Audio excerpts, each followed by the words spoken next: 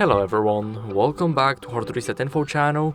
In today's video, I want to show you how you can easily activate Hey Siri option on your iPhone 16e. So first, what you guys need to do is head over to settings on your phone.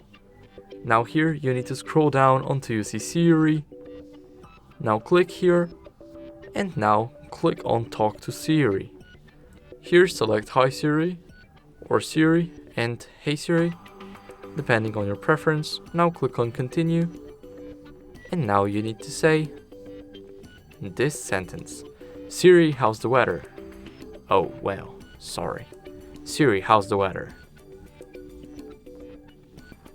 Hey Siri, send a message. Siri, set a timer for 3 minutes. Hey Siri, get directions home. Siri, play some music. And now click Done, and after you say Hi Siri, it should work. Hi Siri. As you guys can see, now the Siri is right there. Thank you guys for watching, make sure to leave a like, subscribe, and see you in the next video. Bye.